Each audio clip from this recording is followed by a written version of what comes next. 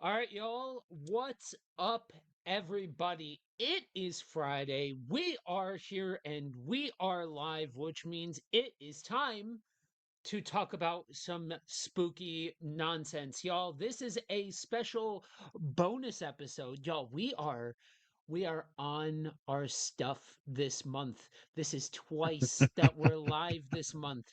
We don't even go live once some months. Y'all, I am one of your hosts. My name is Joe Day. I am the Village Weirdo, and I am joined by the co-host with the most, Mr. Christian Ashley. What's up, dude? Not much, man. I was going to tell you a little beforehand, but we didn't really have the time. This time next week, I'm going to be up Chicago way, helping my brother move to a new place. Might even be able to see Brandon while I'm up there. So looking forward to that. Nice, nice. Yeah, I Chicago. There's only a few places that I had the opportunity to live, and turn down, and Chicago is one of them. Mm. Good place to visit. Man, do they need to learn how to label their roads. That's all I'm saying. Anyway, all of that being said, y'all, it is Friday Night Frights, and we've got a special episode for you all. Usually, if you are unaware, generally we go with a format. Every month it's something different, and we rotate out topics and all of that. I hit up Christian this time around to do a bonus episode because I have some stuff that has been itching at the back of my brain and I need to talk about it. And what better place than this to engage? So, we're going to be getting into the paranormal. We're going to be getting into some of the paranormal research side of the paranormal, not so much the entertainment side of paranormal. So, we're going to be getting into some things. We're going to get weird this time around. Track with us. Hopefully, you enjoy the ride. So, the big question for today's festivities is why does it seem like some people are more attuned or predisposed to experiencing supernatural phenomenon? Is this opened by universal capacity or by a momentary crisis? And we'll explain those things, what exactly we mean by all of it. And as you get into the paranormal, right, we hear these terms and we tend to think certain things, but what is it? How does it manifest in individuals, and why do certain people consistently report experiencing things that others don't? And are they actually engaging with something real or just processing reality differently? Y'all, like we talk about on the regular, the goal of this show is to open your mind, approach with an open mind, engage in the dialogue. That's the fun of it. So, as you are watching, if you have any questions or just say what's up, go ahead and chime in the comments as you are watching. And if you are listening to the podcast, we do this live. You can engage on the YouTubes. We're even on Twitch right now on my channel, Thoughts from a Bearded Geek, as well as all of the Anazao Ministry spots. And go ahead and join Priest to the Geeks, the YouTube channel or the Facebook group, to be able to know when exactly we are going to be going live and exactly what we are going to be covering. Because, like I said, usually there's a schedule, but every once in a while we throw these bonus episodes out there. So let's jump into a couple of definitions to set the table. People seem to be able to be attuned to an energy or a frequency that affects them, their senses, and the world around them. And in order to really dig into this, we need to move past the entertainment side of the conversation and ask some honest questions. You know, when I first started coming up in paranormal research, paranormal investigating, the whole nine yards, I've told those stories in past episodes.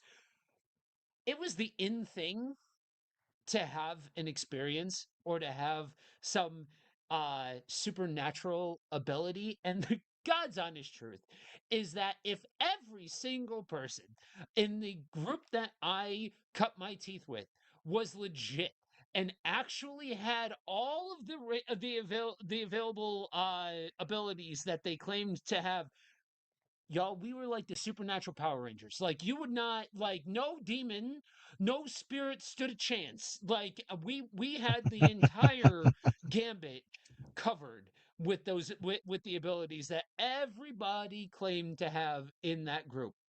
And it's just, it is what it is, right? And that's part of where we get into the whole idea of moving past the entertainment side and engaging in thoughtful conversation, because here's the truth, right? For every person who claims to have an experience, for every person that claims to have an extraordinary ability, we have to ask a question: is it legit? And there tends to be two options in front of us: either it's legit or everybody who claims it is full of crap. And are we really ready to throw it out there and say the entire thing is bunk? Before we jump any further into all of this, am I coming through okay? Because I'm watching you freeze periodically. So does that mean I'm I freezing periodically? I think it's me. I just switched over to a hotspot. So maybe that's gonna fix it. Okay, cool. I just wanted to make sure that I wasn't, sounding like I was like I was streaming from a potato. Okay. So one of the terms that we need to talk about in engaging with this topic is the idea of transliminality. It's a term that's coined by psychologist Michael Thalborn, and it's defined as the tendency for psychological material to cross thresholds into consciousness. So that's a lot of words. What's it mean? People high in transliminality tend to have vivid dreams, report paranormal experiences, are highly imaginative, are emotionally sensitive, and tend to experience thin boundaries between the inner and outer realities. So essentially, they're people that tend to experience more supernatural or extraordinary experiences. So, before we get into this, what is your experience with this idea of people that have an extraordinary ability to tap into something outside of the realm of normality? Yeah. This is something that I myself haven't really experienced much, if at all. I mean, maybe there's something down there I'm forgetting, but a good friend of mine I went to college with, we were roommates after that. When he first came to the faith, he had some, I would call them prophetic dreams. And these were very minor events that he was thinking about. He had no knowledge of the people involved and everything there outside of what the dreams were telling him. And I'm being vague because it's been some time. I'm not trying to like conceal details. It's just I don't remember. And since that day, I don't think he's had anything. But it was just this weird period, like right after coming to faith, he had a couple of these. He wasn't like trying to get attention or anything like that, or like look at me. It was like because he came to me privately, be like, "Is this normal?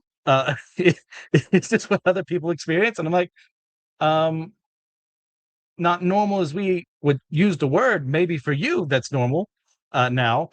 Yeah. But since then, nothing like that. Yeah, I'm trying to think of other people I would have met who seemed a little more sensitive to such matters, and nothing's coming to me right off the top of my head. So it's an interesting thing that you just said, the way that you framed that. And I, for the listeners, I want you all to key into that. Hold that in the back of your mind. There's a difference between normality in the standard sense and what's normal for an individual. Yes. Now, obviously, there's a lot of this that you have to put the giant asterisk, and really the asterisk exists at any point that you're talking about the paranormal or the supernatural or things like that, right? And it needs to be there, right? Because I think one of the things that really muddies the waters is this idea that every time you go out and you investigate, every time that you talk about the paranormal, every time that you engage with this stuff, you're going to have evidence, you're going to have experiences, it's going to get big and it's going to get loud. And all of these different high dramatic things, but it's not necessarily about that. And to what ends are you looking? And why are you so you know what I mean? And so Yeah. if the Well, focus is on high drama, there's a lot of questions that you should be asking. So we're not looking at going at this with blind faith that every single solitary thing is real, but we are posing honest questions. yeah. It's one of those things like with scientific data and the like, you want repeatable things to keep happening. Like that proves your earlier hypothesis that if I use this reaction here, it'll create this reaction X, whatever. When it comes to the paranormal and supernatural, that is not always the case. Someone may have a gift for a time. It may be like a Captain Universe situation. They get the Enigma Force for a little bit and then he leaves. Uh, Yeah. just or it could come back way later, or maybe it's just when they need something like this. Like it's frustrating from someone who thinks more that way, opposed to how you expect things to happen. But yeah, Yeah. So I'm gonna and to your point of it's frustrating, I'm gonna hold my cards a little bit okay, and I'm gonna wait until the end of the episode to talk about why it's also frustrating for me as a man of science and a man of faith. And yes, those two things do go hand in hand. yes, And looking at this from an authentic standpoint in the numerous amount of questions that arise when you start to unpack the realities of all of this. So, the theory that we're engaging with this evening is that some people have the ability to manifest or channel energy. And there are varied theories on if it's naturally channeled through the person or if they're attuned to a frequency of the universe that increases their openness. So the idea is is what causes the actual manifestations of the events or the heightened frequency of events naturally occurring in the individual. So the body produces certain chemicals, it produces certain things.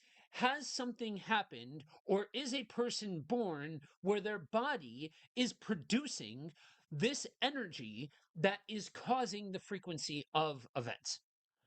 Or has the filter of the mind been opened and they are tapping into something outside of themselves and acting as more of a conduit where you are either becoming more aware of your surroundings, and we'll get into the idea that the more you look, the more you see, sort of thing, or has something happen, or something along those lines, where something outside of yourself that you cannot necessarily control is utilizing you as a lightning rod of sorts, and you are transmitting the thing that's causing these experiences to happen around you.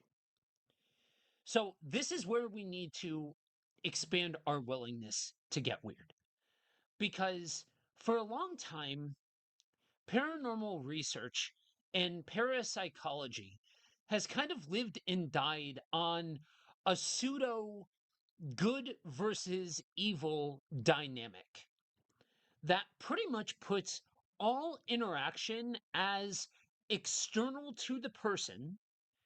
And a big part of that is because of America's favorite con artist couple, the Warrens. They keep getting brought up. And seriously, well, with something like this, you have to. They are so synonymous with pop paranormal research that you can't help but bring up the Warrens Fair. because for a long time they were the poster children of the satanic panic because literally the first guy to ever call himself a demonologist was Ed. And Lorraine is one of the most outspoken people in the field of, I'm going to call it pseudo parapsychology, Hmm. because the reality is parapsychology for a lot of people will never leave the realm of fringe science. Okay, that's Yes. just the reality of it. But the actual art of parapsychology, the actual study of parapsychology is so much bigger than anything that the Warrens did. It's so much more in depth, so much more complicated, so much grander than this idea of angels and demons. And this is where I need to address my brothers and sisters in the faith. Look, you don't need to leave your faith at the door in order to get weird, okay? I am here to tell you that all of this, every single solitary bit of every part that I am going to talk to you about this evening, lives in the context of a relationship with God. Now, that means that we need to expand our horizons beyond just acts of God, good versus evil, angels and demons, all of that stuff, because there are more things under heaven and earth than we could possibly wrap our mind around. And it's our job, if we are going to explore in authenticity the spiritual, to be willing to have a more dynamic conversation than just angels and demons. So we're going to talk more about a lot more. But if you are coming to this with a very, I'm going to call it narrow point of view on the Yes. supernatural, and I don't mean that insultively, but if you think only in terms of good versus evil and you hear nothing else that I have to say tonight,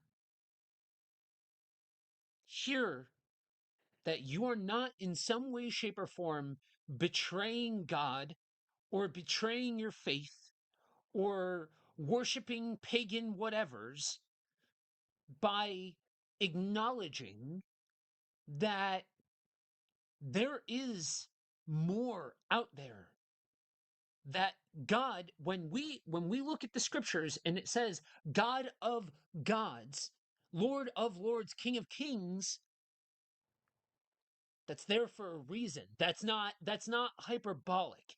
The Bible's literally telling you that God is supreme, but not the only supernatural deity. And it's really important too.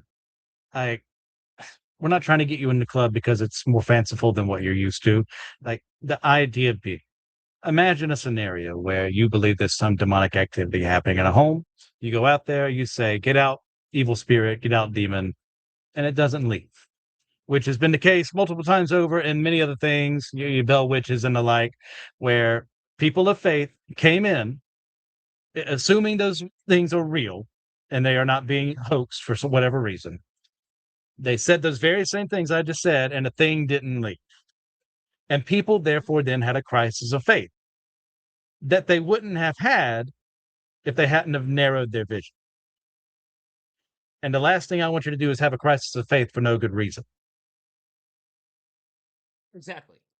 Exactly. And that's really what it comes down to.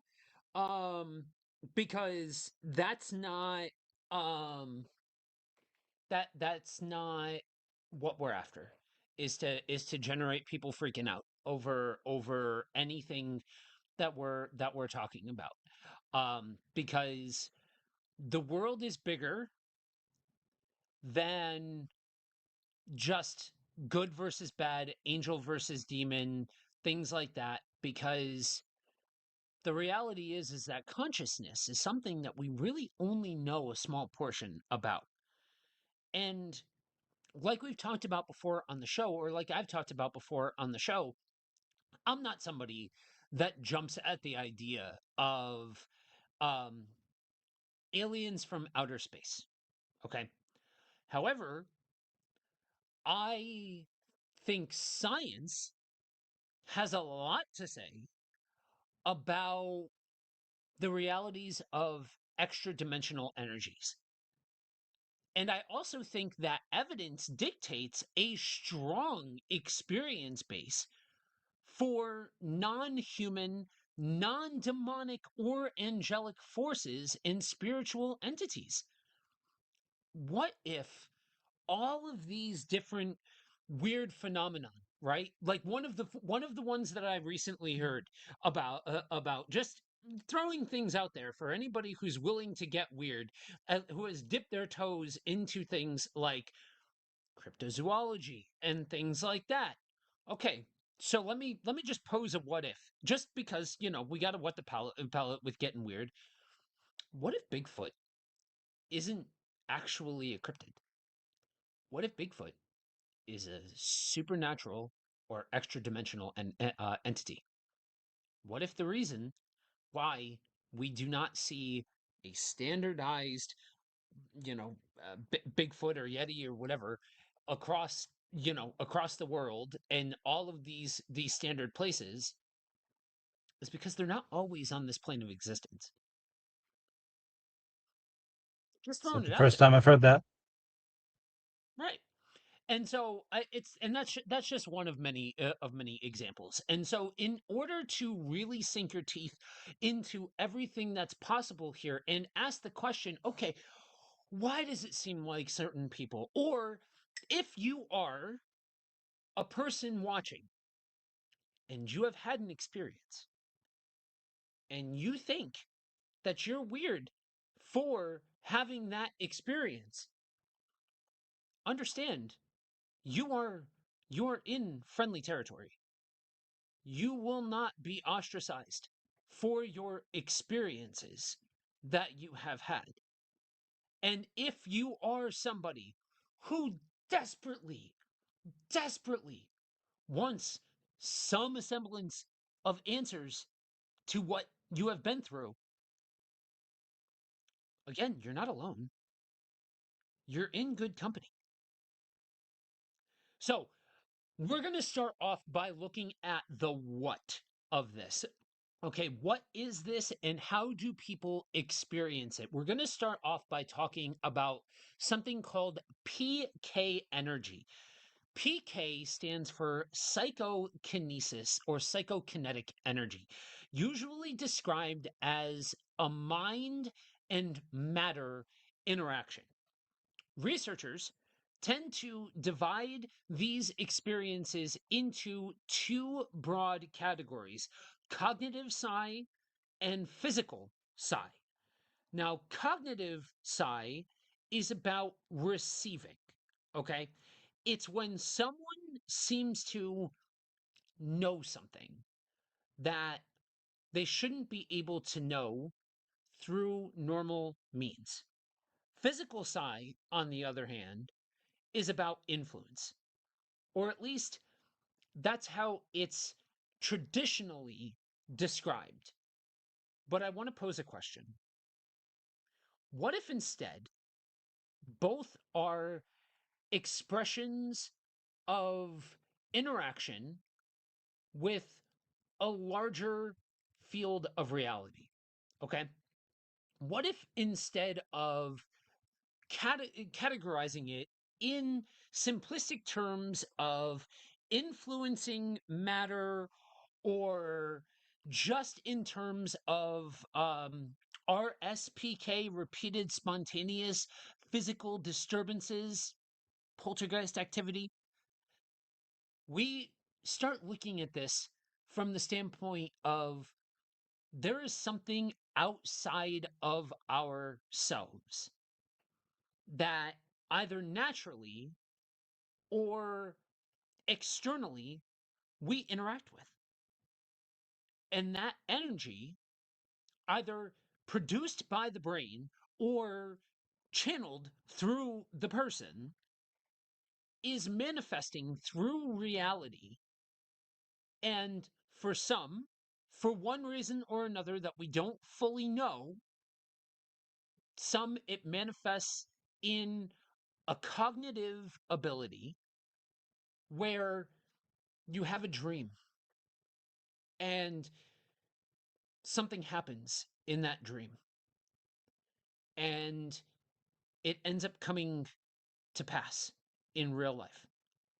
Or you have a dream and you engage with a person that maybe passed, or maybe you pulled into your dream that is alive. Or what about in certain situations where there's heightened emotion or there's heightened situations and there are physical disturbances, environmental changes? You ever been around a person that when they feel a thing, when their emotions are up, the whole vibe changes? Not just, oh man, they're whatever, but no. They have a presence that when they are a certain kind of way, it changes literally the temperature of the room. There are atmospheric shifts around this person. What if that's not just perception? What if there's something actually happening there? Going back to the poltergeist thing for a moment, I have heard other researchers who've studied a lot of the cases bring up the idea of instead of there being some ghost or spirit there involved, it actually being um, a latent telekinetic or psychic um, manifesting their abilities in a time, especially a lot of cases you'll see with poltergeists are around the time of a child going through puberty. The vast majority, I believe, the last time I looked it up, were women, young women, as they were going through it. And the hypothesis being is that this is the changing of the body at this point in time. Their ability manifests a little more. They're not in control of it, and that's what causes some of these poltergeist kind of activities around a home, um, which I could believe. Once again, needs to be researched more. But that the idea being I can get behind is that something that changes the body enough to where they don't know what's going on with themselves. There's a lot of pressure, like just being a kid at that point in times, anyways. But you're also a latent telekinetic or what have you. Well, that's going to make it 10 times worse. Right. Exactly. And when you look at the reality of the human brain, there's such a small fraction of the human brain that we understand and that we utilize. And understanding that there is all of this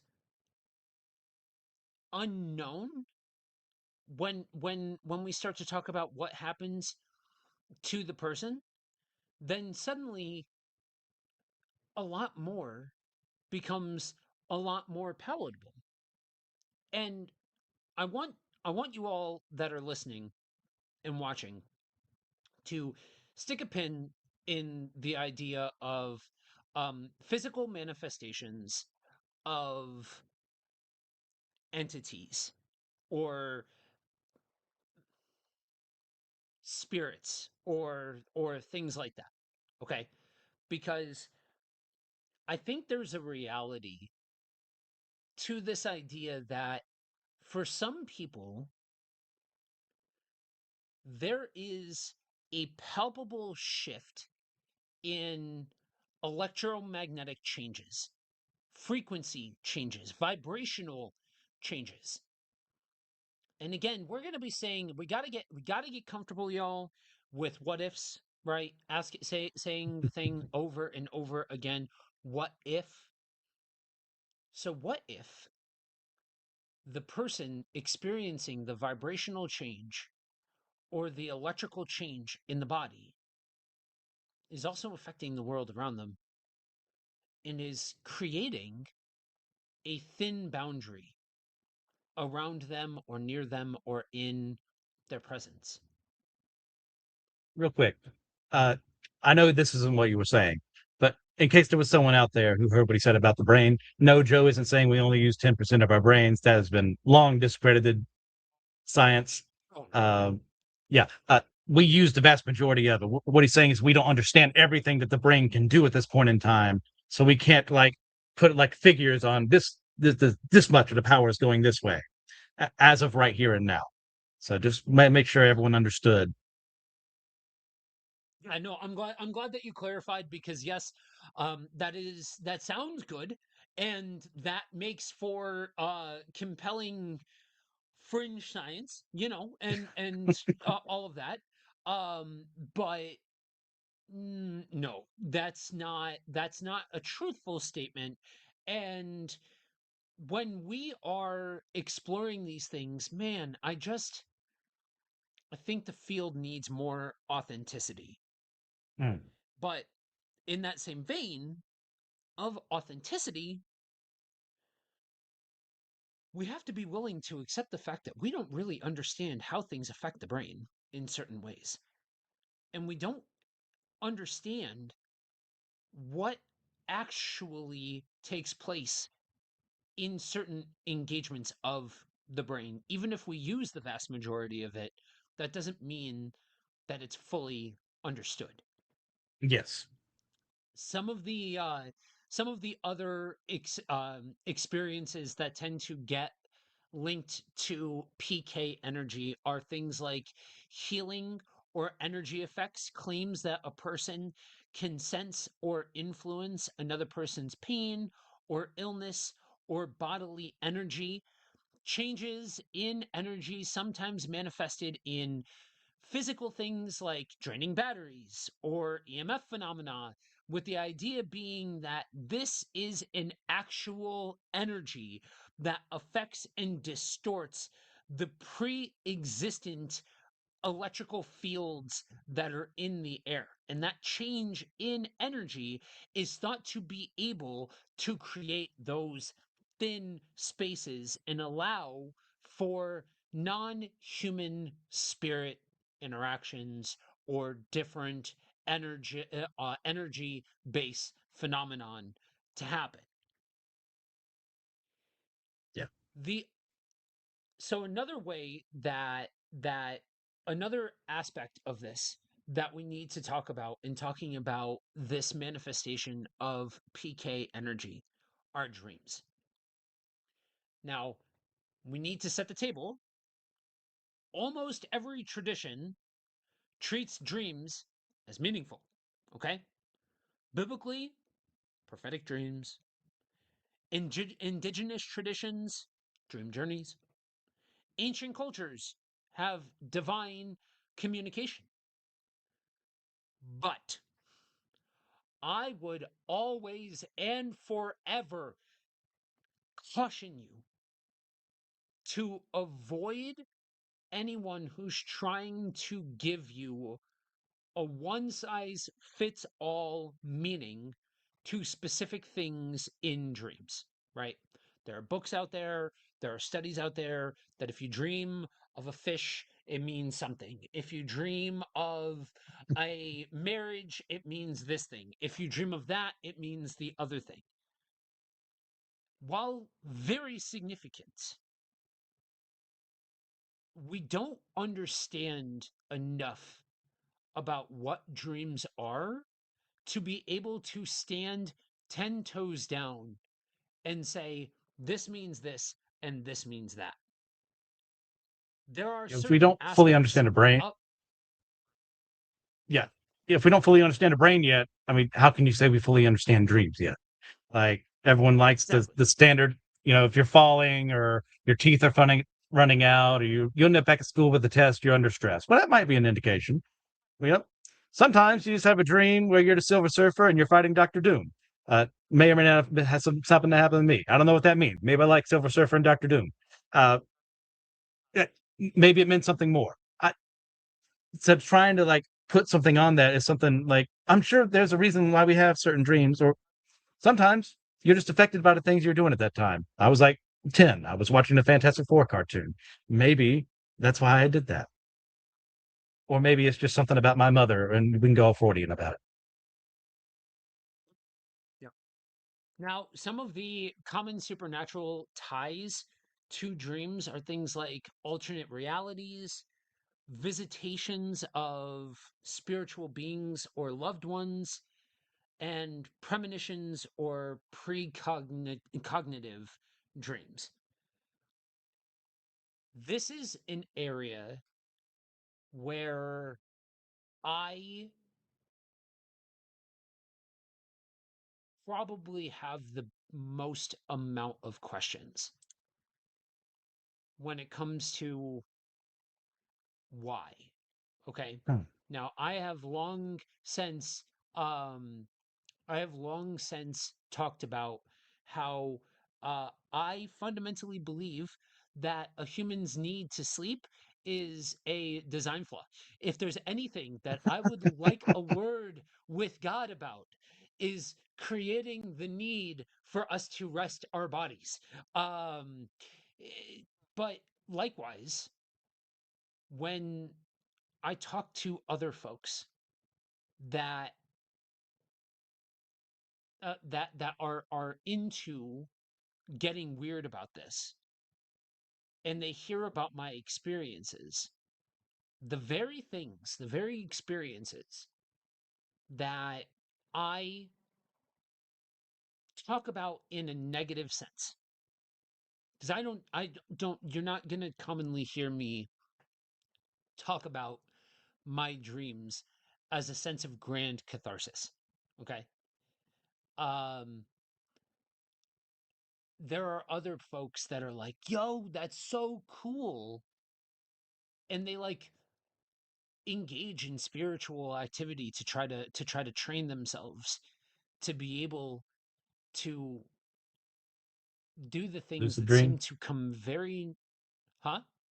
lucid dreaming. Yeah, yeah, to try to do the things that I seem to be able to do naturally. Hmm. Vividly dream, lucidly dream, things like that. um I can tell you about dreams that I have had from months ago. I can tell you most of my dreams. I dream live and in living color, and I hate it. I absolutely detest my ability to dream the way that I do. Um, Huh. I that This was actually one of my first inroads into the paranormal, was hearing about dreamwalkers, people that could go places in their dreams and experience different things and pull people into their dreams. And at first I thought, I got into horror like super young, like younger than I would counsel most people to get into, just to be honest. um but so I thought, oh, I'm dreaming influenced by the things that I'm watching. So like one of the first horror franchises that I really got into was Nightmare on Elm Street. And I'm Naturally. like, oh, okay, I'm influenced by this and all of that jazz. But like I started asking questions like is it weird that like as I got older and there were times like I could look back on history and think of like how young I was and how aware I was of my dreams at such a young age? How weird that is. And I would have conversations with people as I got older and like, oh, you couldn't do, okay. I should maybe not talk to people about this. You know what I mean? So why not talk about it with an open mic in front of everybody? But the reality is we just don't know. And this is where I have so many questions, but because I know I'm not the only one who has this level of questioning, this level of curiosity, I know that it's rife for people to get taken advantage of. So, somebody who's charging you 75, 95 an hour, or selling you a book, or whatever, who's going to tell you all of the things about your dreams. I'll put it this way: if there exists an individual that has the ability to actually and accurately interpret dreams I'm talking like dead on, right? I've not met that person. I've not come face to face with that person. I've come face to face with a lot of people who claim that, will sell you that, but not somebody who seems to be the real McCoy. Yeah, I've yet to meet my own personal Joseph. Yeah. And I gotta say, I find this very fascinating. Because, like in many cases in our friendship, I am your antithesis right here and now. Because I do dream, but I don't dream as much as I used to. And I most definitely don't remember the vast majority of the time what I dreamed. At Yeah. this point in time, like I'm lucky if right after I wake up, I realize, oh, yeah, I was just dreaming.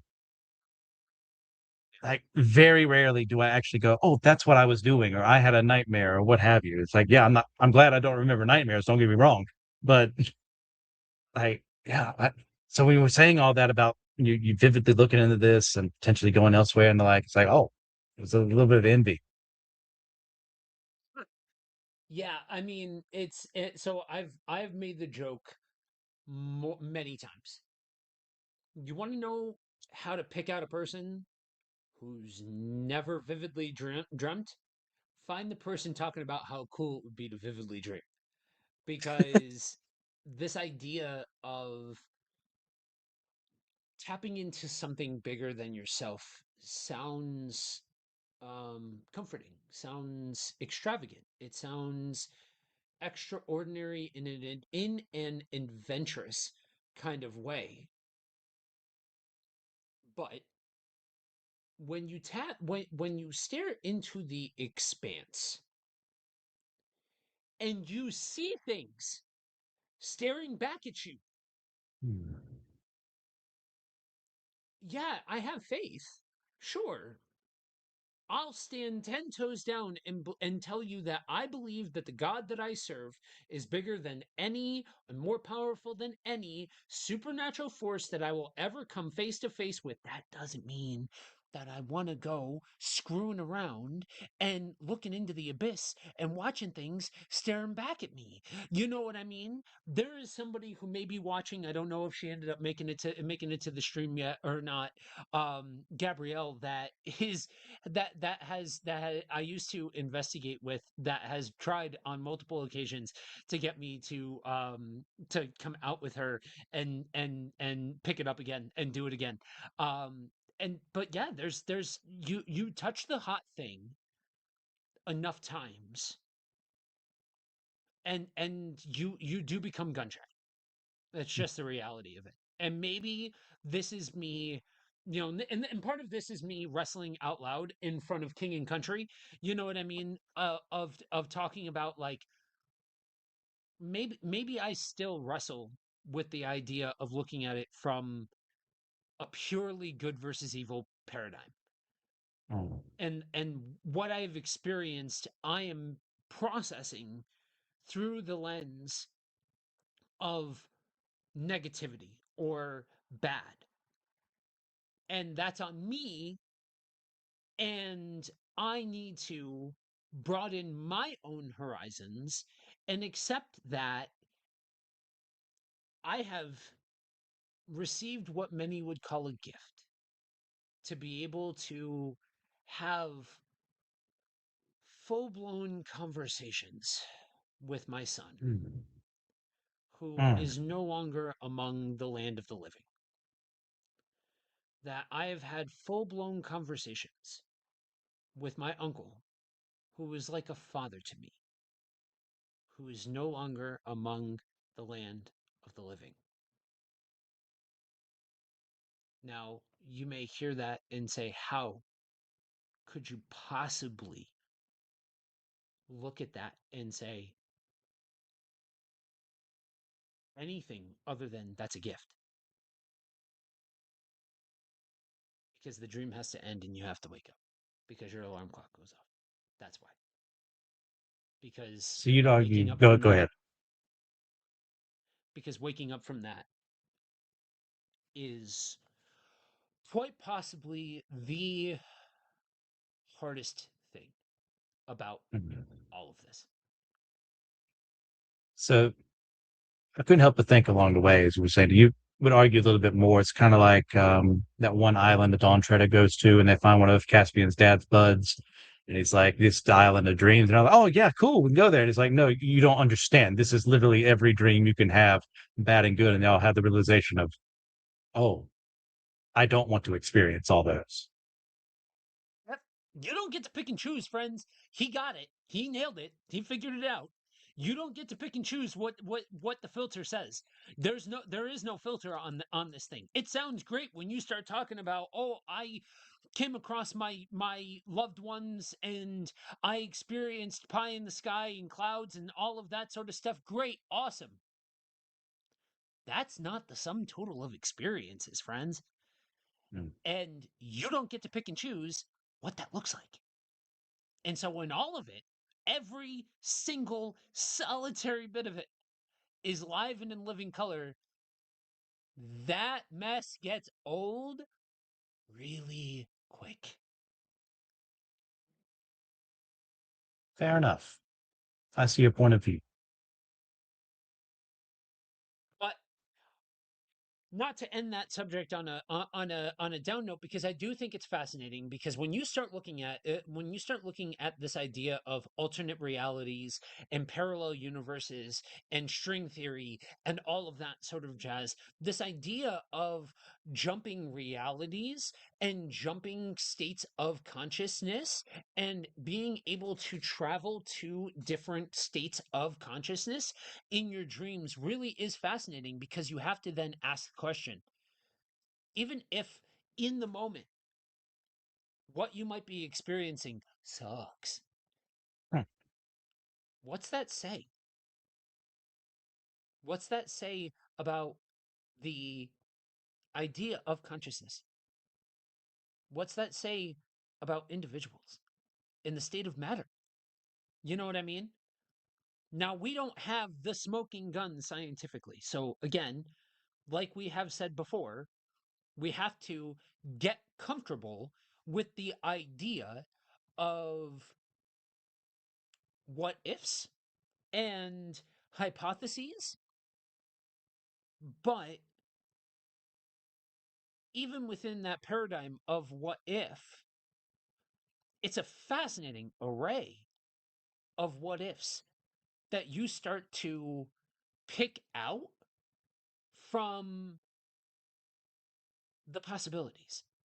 A whole lot, a whole new world is opened up to you when you start to consider what is possible in the state of all of this. I think that's a huge part of this too, in that the what ifs are there because there are so few workers willing to go out and actually legitimately explore and ask those questions and test hypotheses and like because they don't want to get thought of as fools or chasing dreams or things that aren't real or anything like that. They want to be taken seriously. Yep. And that kind of And hurts. Go ahead. or likewise, people are satisfied with approaching this for entertainment. Hmm. No, I talk about it. I will openly talk about it. I got into the paranormal field because of my experiences, and it was all about. We were all about the group that I started with was all about.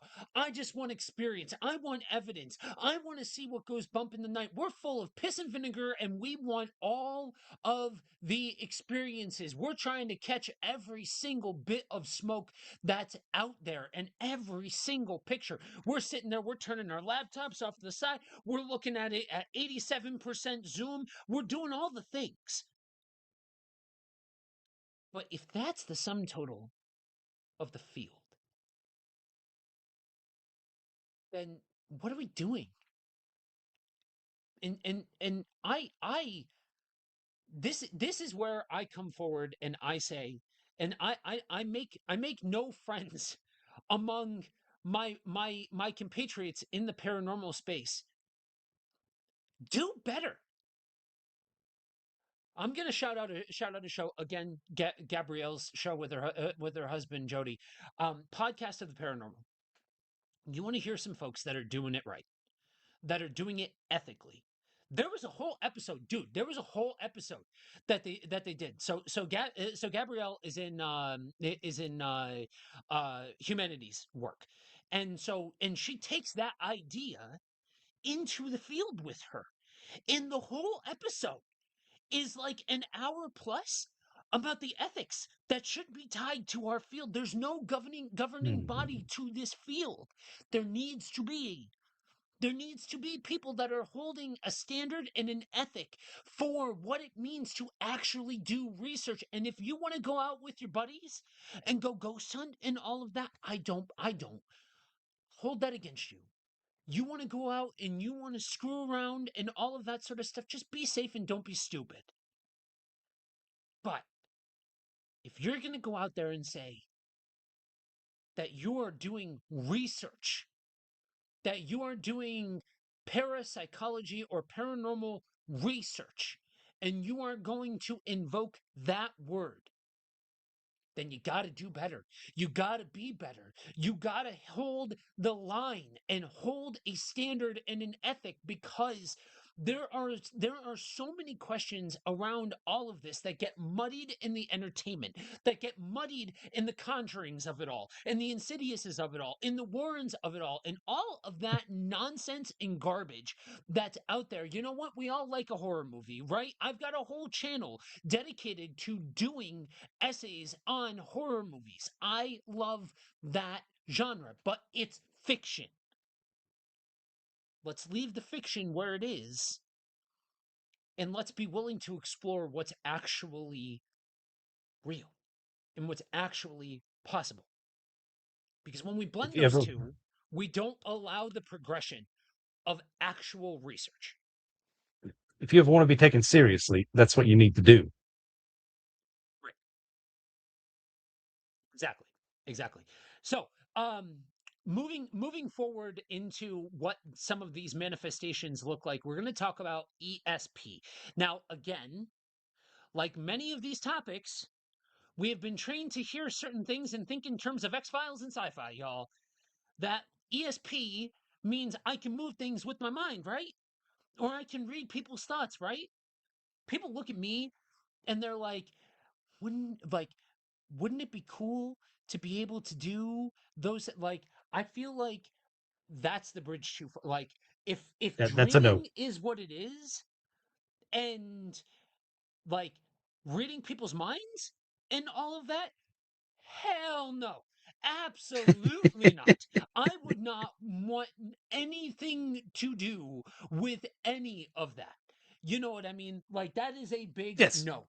And especially It's if you are talking about this idea of, oh, I get hot and things start moving around the room and things like, I am far too passionate of a man to be dealing with that sort of thing if that's the sum total of what it is.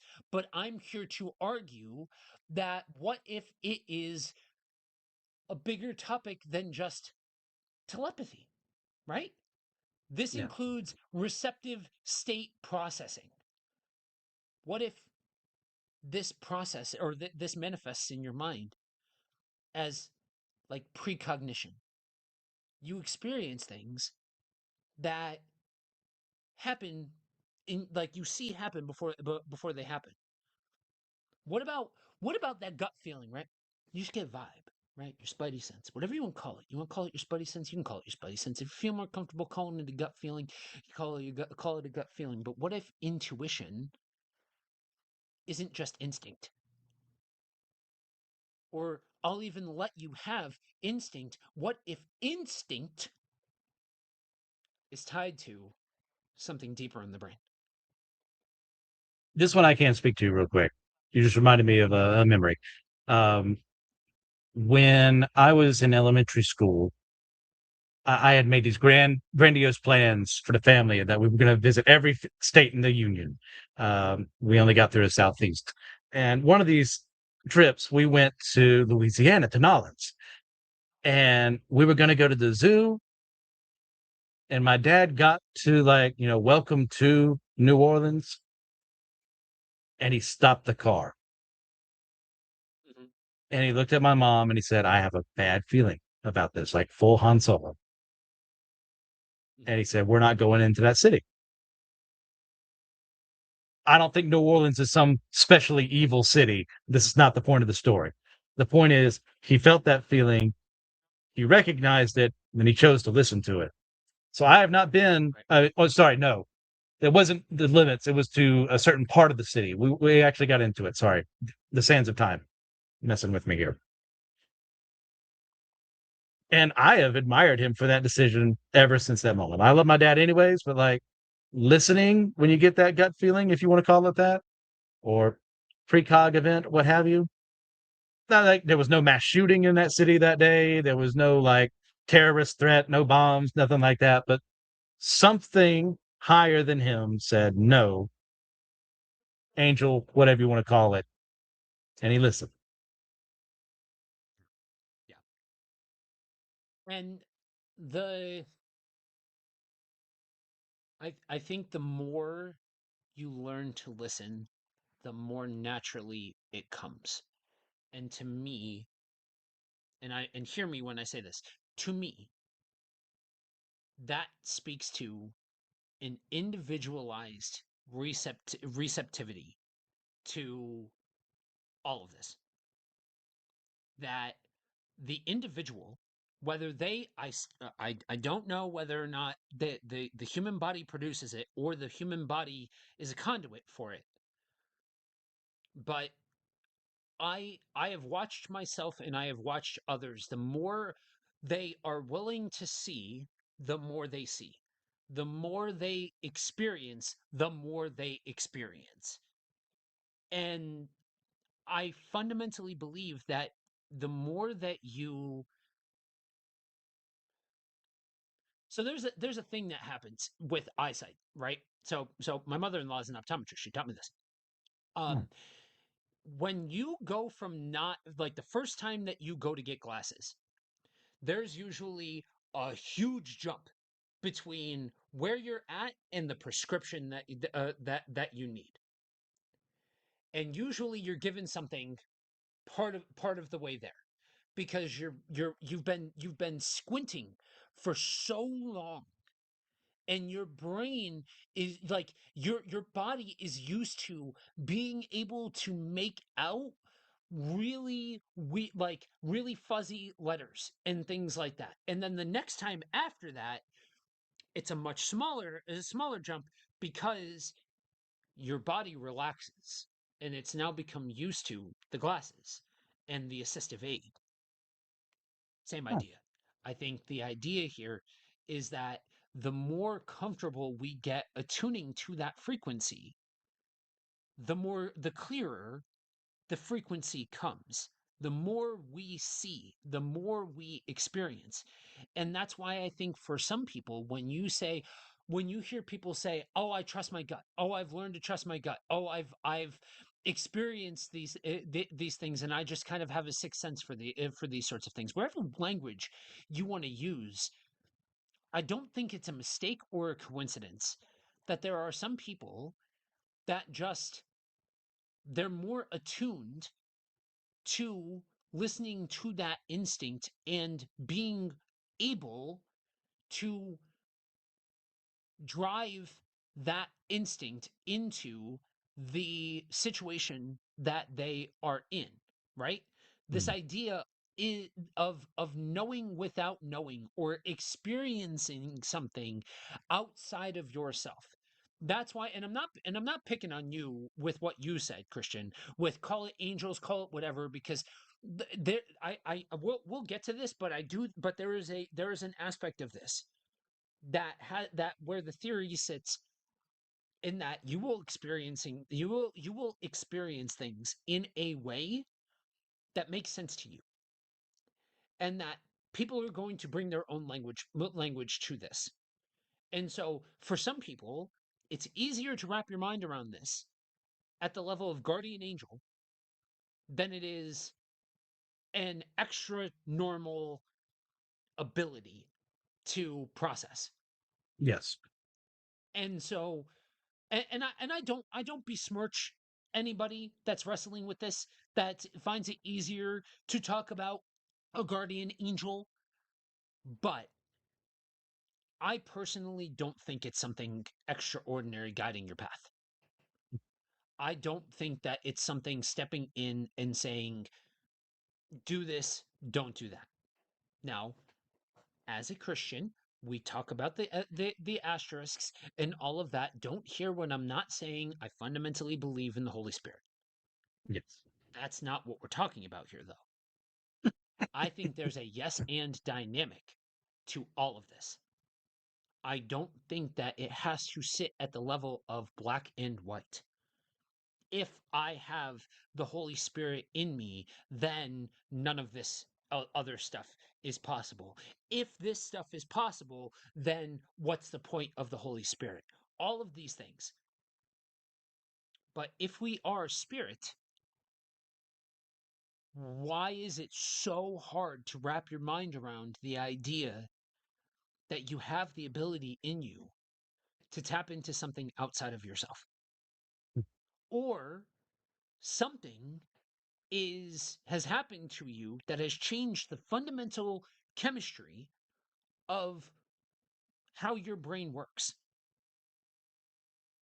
which we'll get into here in a little bit. Now, the one thing that I do want to talk about in all of this when we're talking about ESP is entity experience. Okay. I think there's value in moving broader than just a loved one reaching out. Okay. I go back and forth. There are some days you ask me, is it your Aunt Sally? Nah. You know what I mean? There are other days where I'm like a hard no, right? Like it's not your Aunt Sally. But I don't mean that in the sense of if you experience something, then it's demonic. Yes. That's not, I think that's so broad or so narrow.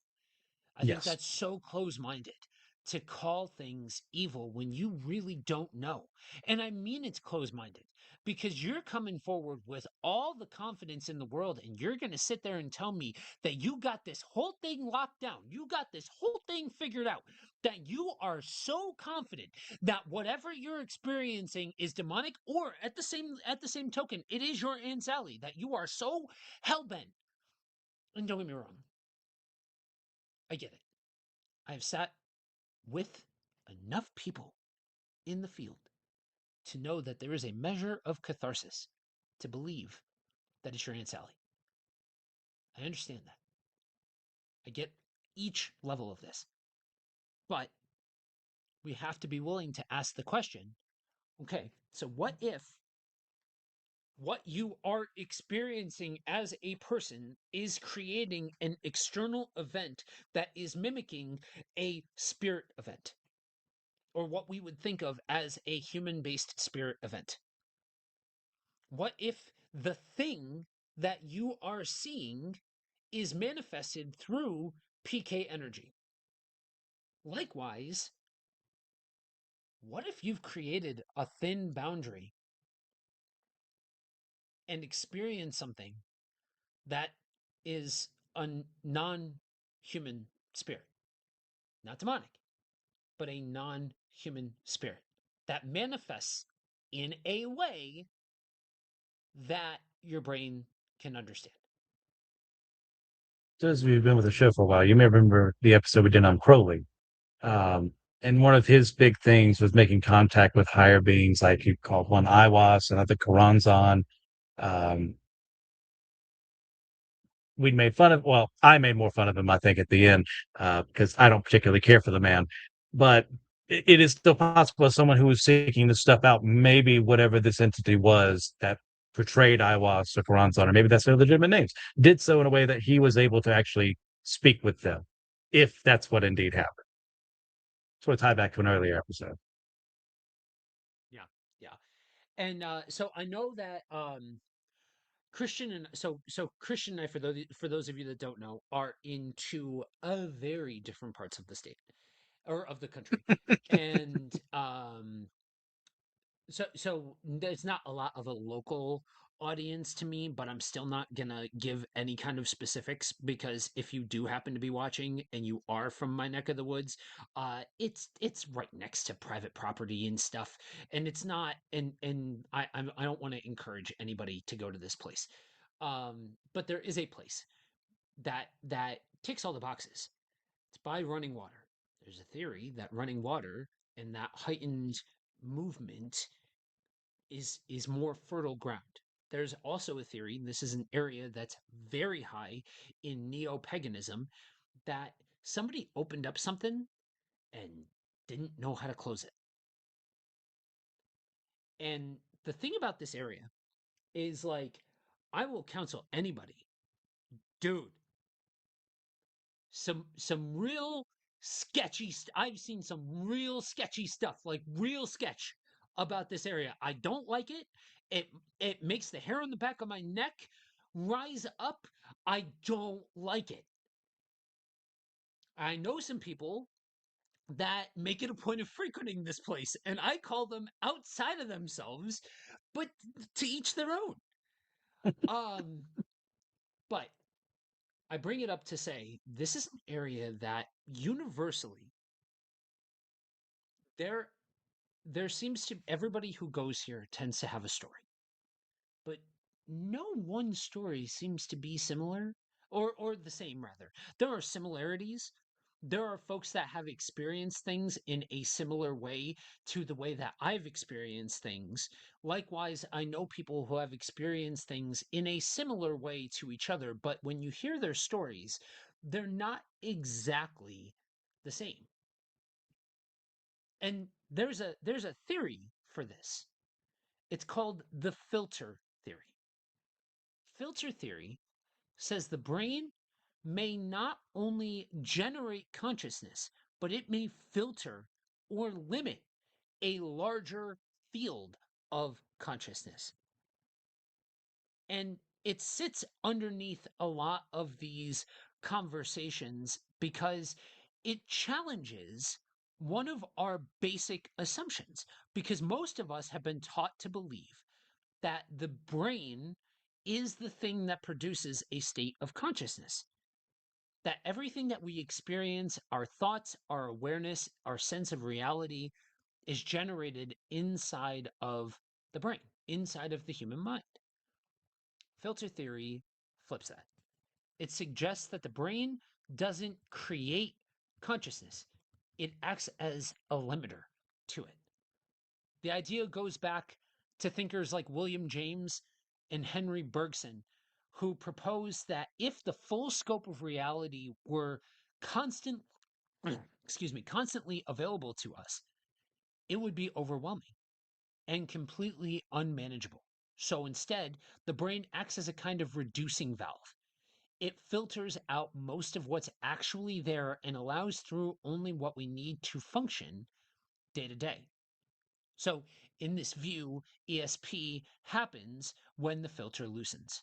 Altered states such as dreaming or meditation or trances or sensory deprivation or grief or trauma or near death experiences may reduce the normal filtering function and allow more information to come through.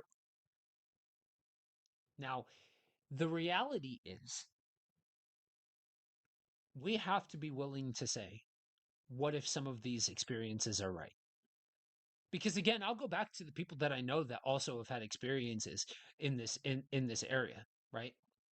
I experienced a human base. Jody is in the chat. Your brain fills in the blanks. Everyone is different, so they interpret phenomenon differently. Right. So that's the idea, right? That the brain is going to process something specifically in a different way than somebody else potentially. Now, the next natural step to that is to ask the question, what if that's the idea? What if the thing that you are engaging with is showing itself differently on purpose? Is it your brain that's doing it? Or is it something outside of yourself? Or is it both? Is it a yes and dynamic? Are there certain situations where the thing that you are engaging with is choosing to show itself to you one certain kind of way and to somebody else a completely different way?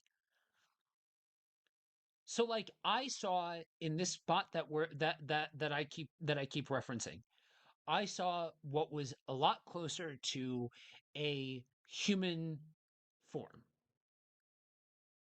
And this human form uh was not anything like did not I did not interpret it to be anything good. Now granted, I haven't been there in many years, many more years than I would care to admit. Um Two sides of the same coin, different faces. Yeah, I mean that's certainly that seems to be a very viable theory behind it. I guess it depends on how much agency you are giving to the individual components, I guess is a good way of putting it. But again, this is where we kick the can around and we open the conversation up to different theories about different aspects of this without being so close fisted to say, nope, I've got this figured out.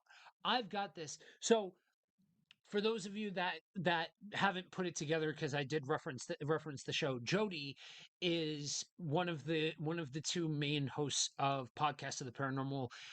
Him and Gabrielle are doing awesome work in the field of paranormal research, and so a lot of the driving voices that are talking about these things are talking about it, circling these different components of the conversation, but each one seems to be bringing a different influence into it. And that's why I said what I said before about maybe some of my apprehension about being out in the field or these dreams that I have or how I process these things is still me rehabbing this idea of good versus evil. Maybe I still have issues with how I process the greater total of reality. And so I say all that to say that's an open door to anybody who is exploring these things to say, like, yo, we're all in different spots in processing all of this because all of this is a lot to process. Yeah, I'm kind of reeling from some of that. Mostly, I can't 100% get behind it, but there are aspects I'm willing at this moment in time to go into. And the filter part, For the most part, I'm there. I, I should have looked this up as I was thinking about this. It's I can't remember which part of Second Kings it is with Elisha and his servant, and when they're being surrounded by the Aramaean army, I think, and he's like, servant's freaking out. Elisha says, "Lord, just open his eyes so he can see." And the servant sees what Elisha saw the whole time is like this army of angels surrounding and protecting them. Um, that makes a lot of sense to me. I think there's a huge reason why we don't see that veil too often because I think it would freak us out. And I think I could get behind the idea of there being a limiter in place to make sure that, you can see it occasionally, or maybe some people never at all, so that you can know there's something a little more out there. But like seeing the fullness of it is something you're not ready to just grasp in our, fallen state, as it were. Um, that's how I'm going to look at it. There was something else I was going to add that you had said. I can't remember. I'm getting old. All right, so I'm curious, not to put you on the spot, but where's the bridge too far? Um, when we are going to see things look at the same thing and we both see different things, um, how am I going to word this?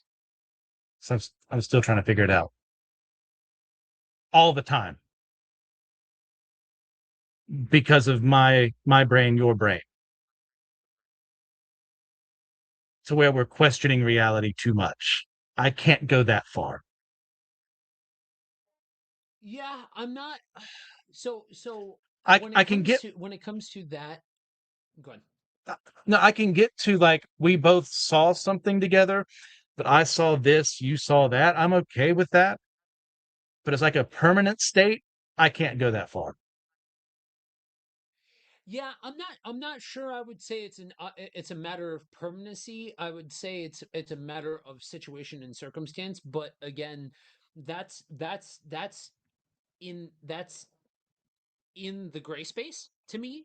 Like Yeah. that's in that space of what is, because I that then it really would be a matter of perception is reality. And there are some people that would say perception is reality. And I think in certain ways, perception is reality. But maybe, to just play devil's advocate for the situation, what if by that same token, if sometimes it is different, then that means sometimes it's the same. And like Jody said, not about this, but about something else, two sides of the same coin. It could be this entity does possess different forms if that's the case. I mean, I could be okay with that. I remember the other thing, and Mhm. this is more on the evangelistic side of things. It's not my forte, but have done more work in apologetics and the like. And there have been times where I've been talking with someone, and I have actually seen a cloudy veil over their eyes. Like I'm talking, I'm on my A game. I have answered their questions to the best of my ability. Like I'm not the perfect evangelist. I'm not the perfect apologist, any of that mess. But like I gave them what they wanted, and yet something, maybe it was me, once again, could have been angelic, whatever, allowed me to see what I couldn't break myself. And that this person, that's how they were looking at what I was saying, how they were Right. hearing what I was saying was through this veil that didn't it kind of distorted, maybe, to not have the full effect that I thought it would. Right. Yep. And I think there's a reality that you have to say, it seems to use what you have within you, and it uses symbols and ideas that make sense to you. Yeah.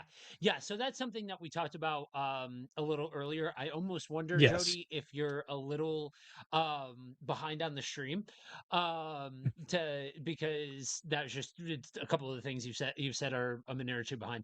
But yes, that is it, so to make sense to you, that tends to be something that if I'm especially so I'll go again, I'll go back to this shared place that Jody and Gabrielle are also very well aware, and I think they're out of their minds for frequenting this place. But I would if for me when I was there,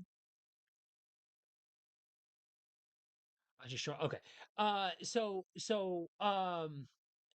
It's uh when I was there, it was still very much in the sense of good versus evil, right? Like so at the time, I coming from the school of the Warrens because Gabrielle and I when we were in the group that we were in together, it was at the height, right? It was at the height of your paranormal activities, your ghost hunters, your all of these things, right? The mania of paranormal phenomenon was at a fever pitch. Everybody wanted a TV show, everybody wanted experiences, all of that sort of stuff. And the Warrens were like the predominant voices in the Yes. space. And there were just starting to be grumblings under the surface that these people were not and I've said this before and I'll say again for any new listeners. Lorraine Warren was like you wanted her to be your grandmother. Like she was so nice. She was such a sweet old lady. Complete and total con artist. Absolute con artist. Like her and her husband were full of crap and put a permanent black eye on the industry, but she was a very nice lady. um but there was a lot of that influence there, and so I fancied myself a demonologist. um I talked about in broad strokes the last investigation that I was on in a different episode, and how's the, you mess around and find out, you know what I mean? Like Yes. that's not that's what it is. And Thank you for so self-censoring. yeah, and so it's it's this idea that I experienced it that way, and Jody and Gabrielle experienced it a way different way. And while I couldn't tell you an expert level thesis statement on their religious beliefs, I get the idea that we're not exactly on the same page or playing exactly out of the same playbook. So, and I would wonder if today, thinking about things differently, if I would experience something different. You know what I mean? I don't know. But I do think that when we look at this idea of ESP and phenomenon and all of that, we got to get out of the idea of it's just that PK energy is just poltergeists. You create, things happening and all of that sort of stuff. Or ESP is just, you move things with your mind or things like that. We gotta move outside of that and be willing to ask bigger questions than that, because that's when you start to explore the depths of human experience and this idea of the paranormal or the spiritual or the supernatural. And you start to ask the questions of what if you can't experience everything? What if reality is so much bigger than what you have right in front of you, or what you can taste, touch, and smell and feel, all of those kinds of things? And what if some people, by one reason or another, experience things in a different way than others? So That I'm the who, 100% behind you. right. So we started off asking what these experiences are. So the next natural question is who actually experiences them? Because if they were random, you would expect for it to be a bit more distributed. But that's not what people report. There tends to be a pattern. There are individuals who seem to experience this kind of thing consistently, not once, not as a one off story, but repeatedly and across categories. And at first, it's easy to fall into stereotypes. You expect the person to look a certain way, talk a certain way, believe certain things.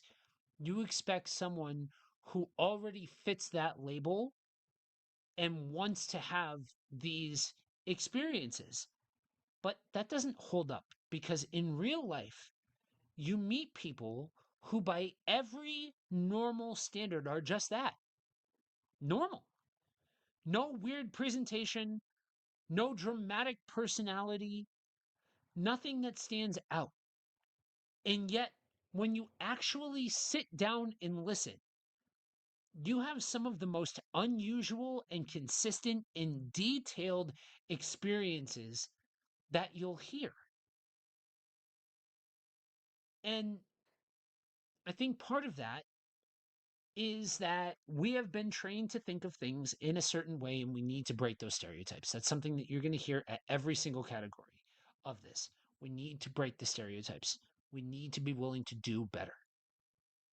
So, if we do better, then we realize this is a bigger topic of conversation.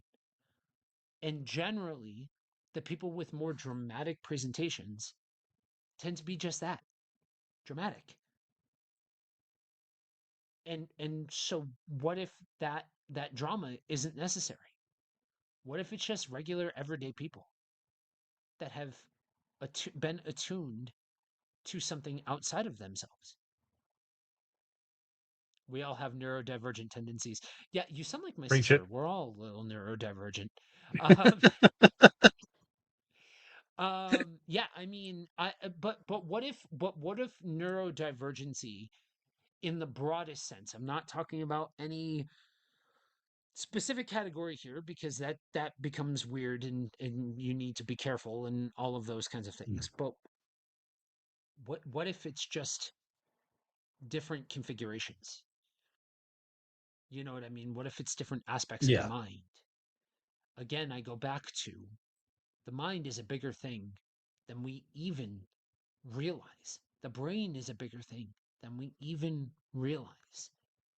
And if we stop looking for a stereotype, we realize so many people have experiences that we would never pick out of a crowd because they're ordinary people. And no, not every person has an experience, but average everyday people do just as much as anybody else. Yeah. That makes sense to me. And like I said, I don't think every single person that experiences these things is specifically attuned to experience these things. So I'll use Jody because he's in the comments. He is somebody who will oftentimes, if you listen to podcasts of the paranormal, that's the third plug. Um, he will talk about how he is somebody that was kind of drug into the field, kicking and screaming. Maybe not kicking and screaming, but not naturally coming by it. He wasn't gung ho. And yeah, and he's also somebody who will talk about quite often on the show about how the more you see, the more you see, the more you look, the more you experience, different things like that. And I think there's something to that. I think the more you go to a certain place, the more you become comfortable in that place, the easier it comes to you. It's like anything. And if we treat it as an extension of ourselves, be it as conduits or as people generating it ourselves, it makes natural sense that that sense would become more attuned, just like anything else. Just going to a different environment, you get used to it more and more. Some way, some people Like me, they're a little more easy to get into the snow and the ice and be okay because over time we keep going. I'm wearing shorts and it's 50. I'm wearing shorts and it's 40. I'm wearing shorts and it's 30 because our body got used to it over time. Other people can do that. But you go to these places and maybe something latches on, the energy kind of latches on to you a little more the first time. And then the second time you go, same thing. And third, fourth, fifth, rinse, repeat. Your body is more in tune with that area. Yep. Yep. Exactly. Exactly. And so there, like I said at the beginning, there are a couple of different, I guess, explanations or theories behind how somebody arrives at this place, whether it's inciting events or natural sensitivity. Now, I personally think it's a yes and dynamic. I don't think it's either or. One of the most interesting things about all of this is the theory of NDEs and this idea of wounded healer and that changing something about a person. Now, the theory behind NDEs is that a near death experience either unlocks or rewires part of the brain to either tune into a different frequency and see or experience things, or channel a form of energy that either causes specific events to take place or creates a thin place where things are going to be more likely to manifest around you, or your actual brain chemistry changes or something within your brain unlocks. And if it's a naturally occurring energy, then it's that near death experience has rewired the brain. Now that goes into this idea of natural sensitivity, but before we get there, this idea of wounded healer, it's similar to NDE, but more specifically through extreme grief or trauma or abuse. This is commonly linked with the idea of taking what you're experiencing and using it to help others. Now, not every person that's experienced tragedy is in this form is going to develop some form of supernatural ability or something along those lines. And yeah, there's a level to this where anybody that's in humanitarian work, like for those of you that don't know, Christian and I both are in the humanities. We have been in experiences where we sit with people who are experiencing very real tragedy, very deep things. And there is a part of this where if I've experienced something specific, I am more sensitive to somebody else's experience in that arena. What if you're attuning something about yourself? What if, again, that's not just something that's a learned behavior, but something that you're picking up and is actually manifesting through you and making you more sensitive to that? What if you've unlocked something in your brain? Now, I keep going back to this idea of energy because we are energy. So the idea, and I guess it's easiest for me to process it this way. Somebody else may process it slightly different than me. But to me, whether it's naturally occurring in the self or it's something channeled through the self, the idea that this energy comes into us or is produced through us and is what is causing these things makes all the sense in the world to me. So I keep going back to that. And so, likewise, this idea of natural sensitivity, there's a theory that some people just act as a thin boundary that are, and it's usually connected with heightened sensitivity to shifts in mood or tone or energy, a naturally heightened transliminality. And some belief systems believe that you can train yourself to experience thin boundaries and transliminality without being naturally attuned to it. So before I'll go ahead. I lay the rest of my cards out on the table, and like I said at the very beginning, that at the end I would tip my hand, and we're getting to the wrap up.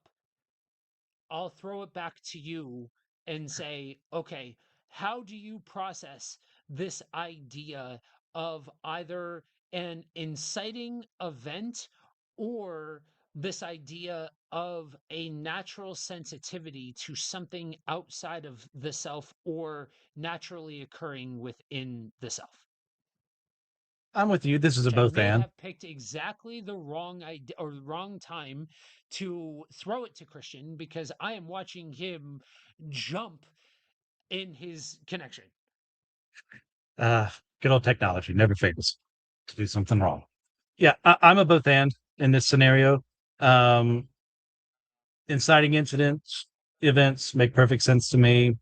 Something you go through, whether it be being very near death itself and coming back, or suffering through a traumatic event of car crash, abuse, and the like. Once again, like you said, that does being hurt and suffering trauma doesn't automatically mean that something like this is going to happen.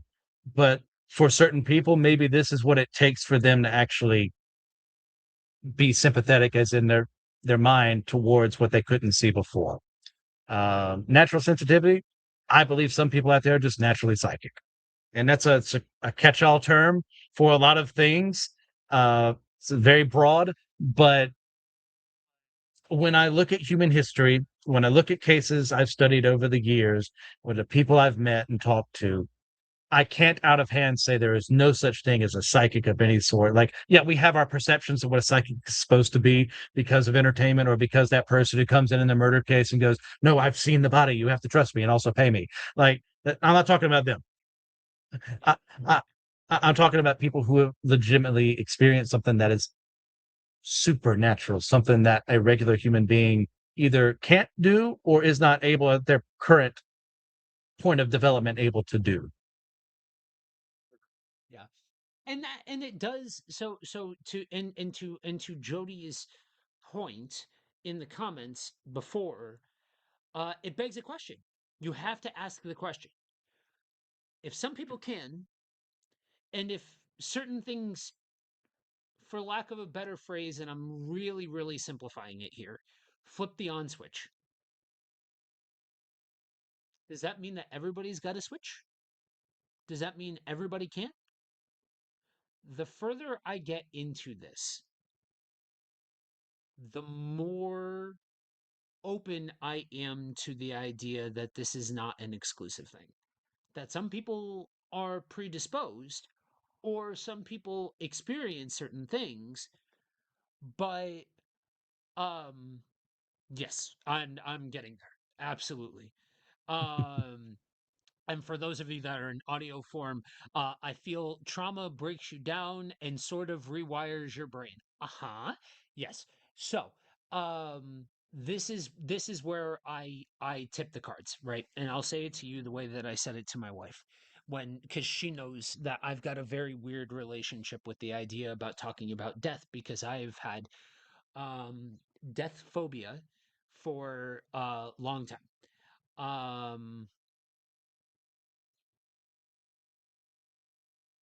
When I was young. So for those of you that are rock and roll fans, the Ted Nugent song, Cat Scratch Fever. So for those of you that don't know, that's not just a song, that's an actual illness that you can get. And I was at my babysitter's house when I was very young, and I went up to the cat that was out, that had been out and all of that, pet it, got cat scratch fever, and was basically boiling from the inside. The doctors were talking about the fact that I had basically had 1 day to live. That like if I was really couldn't, the human body can't really sustain a high level fever for an extended period of time, and basically I was a day away from boiling. Um, Next day, I wake up and everything's sun shining, birds are singing, and I'm fine. Um, that that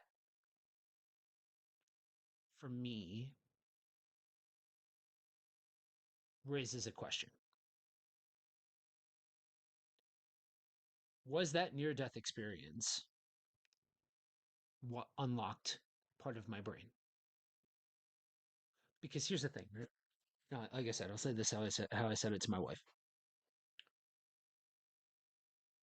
Either I'm full of crap, or there are big questions to ask. And the idea of a near death experience rewiring part of the brain is fascinating to me because for as long as I can remember, in different forms and functions, I've experienced things. I have a lot of experiences that I can tie to. And I don't always talk about them because it can get weird. People can get weird and all of that. But um I have no doubt in my mind that if tomorrow I finally took them up on the offer and I went back out in the field, that I would experience things. And that doesn't mean every place is haunted and blah blah blah blah blah. All the asterisks, right? But I wonder if that's where the dreaming thing comes from. Huh. If if that's where my ability to process things that seem outside of myself comes from. And that's where I have to be careful, right? About the I made the crack before about the supernatural Power Rangers. That was the team that we were a part of, where everybody had a supernatural ability and all of that. Where I can't throw the book at every single person who says that they experience things, or they have a sensitivity, or that there's something about them, whatever you want to call it, because there are those of us that would then turn around and say, yeah, but I have all of these experiences. Yes. And are you really willing to call every single person untrustworthy or liars or full of crap? Are you really ready to do that? I'm not. And that's where this conversation needs to become broadened, because on top of it, like, I could sit here and I could rattle off just in the top five. One of the funniest things to me, and this is in a dark humor sense of the word, is you drop some traumatizing lore and watch people process. And I've told Gabrielle. So again, being kind to the podcast listeners, yeah, let's meet up and talk about dreams sometime. I keep telling Gabrielle that I want to be on the show again. The show again. I have done a guest spot on the show to talk about dreams, because it's a whole thing. Anyway, um, you drop some traumatizing lore and you watch people get real weird, right? Uh, there was a time not that long ago where I said something to my wife, and I dropped some lore about my background, and she just stops deadpan and looks at me and says, "I am so sorry for the child that had to go through that." And I was like, "Oh Mm. crap, that's a thing, isn't it? Yeah, I should probably, you know what I mean?" But like, Yes. I don't know, before driving age, I lost my dad, found the body, experience before but before hitting 30, my son passed away, and my stepdad passed away by the same way that my dad but my biological dad passed away. It's trauma has a very real effect on the person. And I'm just not, like, literally, and I don't want to turn this into me airing out all of my crap on the air. um And to the producer of this show, Josh, you better be thanking me in listening to this back on how many four-letter words have not come out of my mouth and how clean this audio is. Joe has been Um, on his best behavior, and I appreciate it my immensely. best behavior. Um, so it's it's only scratching the surface. Yes. So to talk about trauma breaks you down and rewires the brain. Yes, I do believe in wounded healer. Yes, I do believe in NDs. Yes, I do believe in something outside of ourselves. I do not believe that we take dirt naps. I do not believe that that's just what it is. I don't think that that's the sum total of existence. I do believe in the spiritual. That's why I can't fully close the door on on loved ones and supernatural experiences in the classical sense, but we got to be willing. We got to be willing to expand our horizons. We got to be willing to say something other than just it is a spirit event, that it is something outside, that the body is causing something to happen, the brain is causing something to happen that isn't necessarily an external spirit, that could be a manifestation of emotion or the or processing, and isn't necessarily something directly tied to a spirit entity. Likewise, it's not just a demon if it is a spirit entity. It's not just an angel if it's good. Because I don't think that I think there are things that are inherently good that are outside of angelic forces. Likewise, I don't think everything that goes that exists is inherently evil. I think it's so much more dynamic than that. And that's all I'm trying to say with all of this. So yes, I do tip my hat when I asked Christian at the very beginning, what do you think about all of this? What do you make of all of this and all of that? Yeah, I I I bring this forward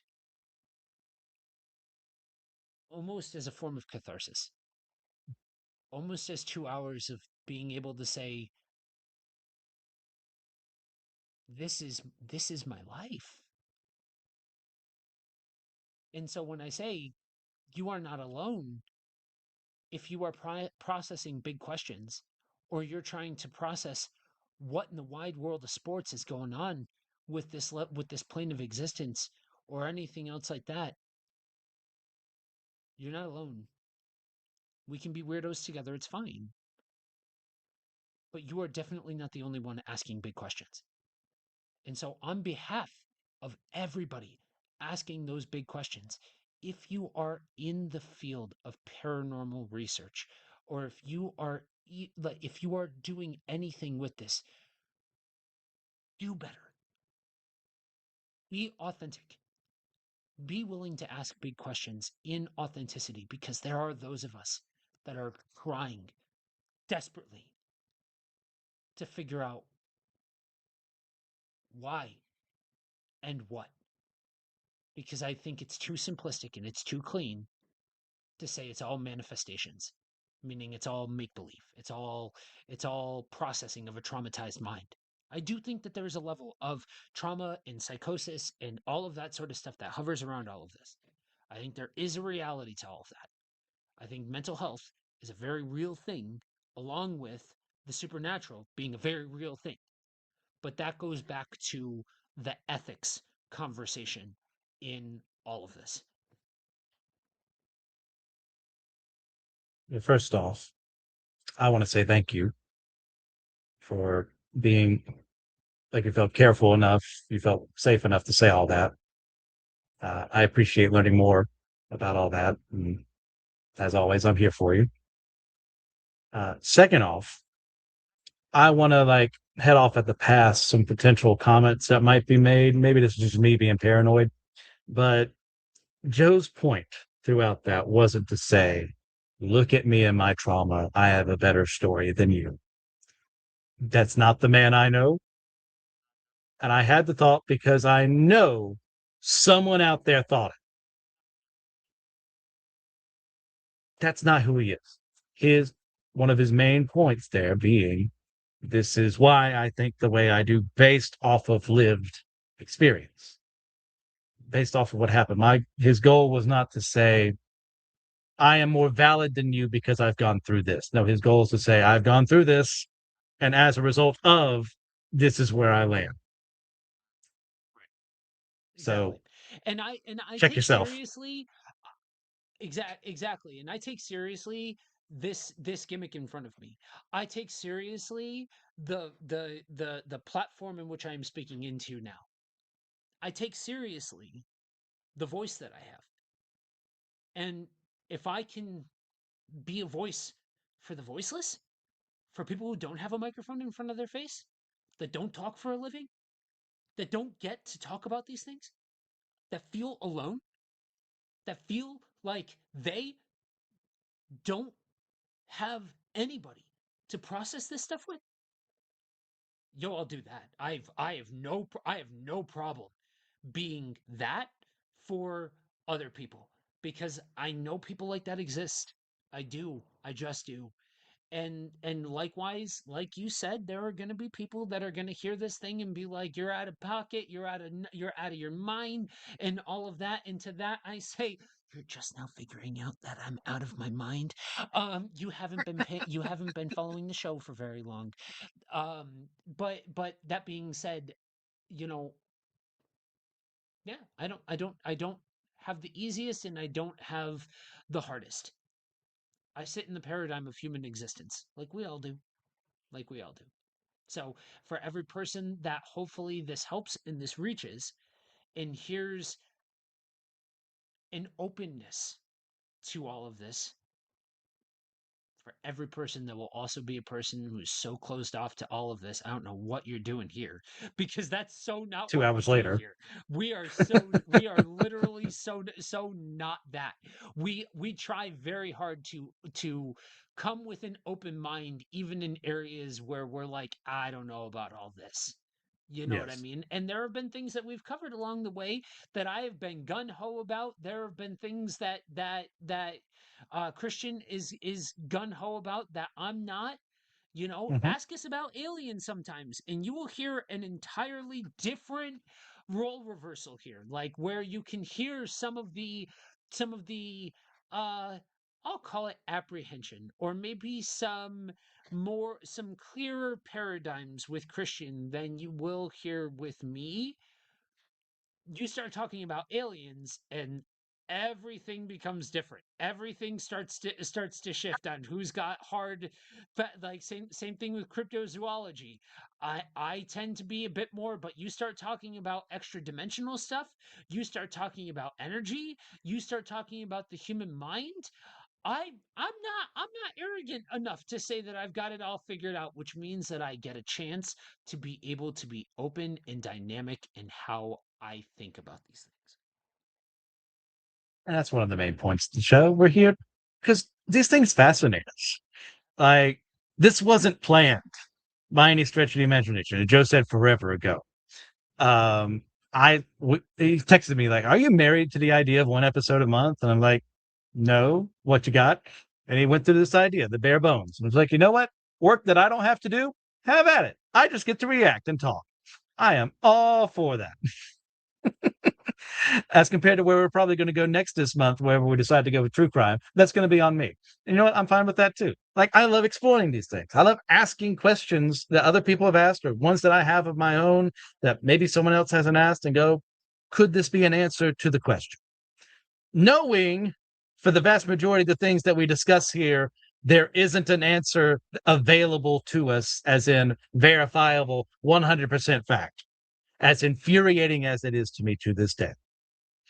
I say that as someone who loves his scripture, who loves all this stuff here. I have been begging God for an appendix, a glossary to be added on to the Bible ever since I first started reading it seriously. You know what? That hasn't happened yet because it's not for me to know right here and now. What he's given is sufficient for that. What we have here in these mysteries are sufficient for now. Have fun with it, engage with it. Yeah, there are going to be some things I'm going to go, you're crazy. Why would you ever think that way? And I'll go, oh, no, it's Joe. That's why he thinks that way. So let me support my friend. I don't have to agree with him, and that's part of supporting friends. By the way, that's part of actual tolerance. By the way, is listening to other people, and you don't have to agree with them. It's fine. This is for fun.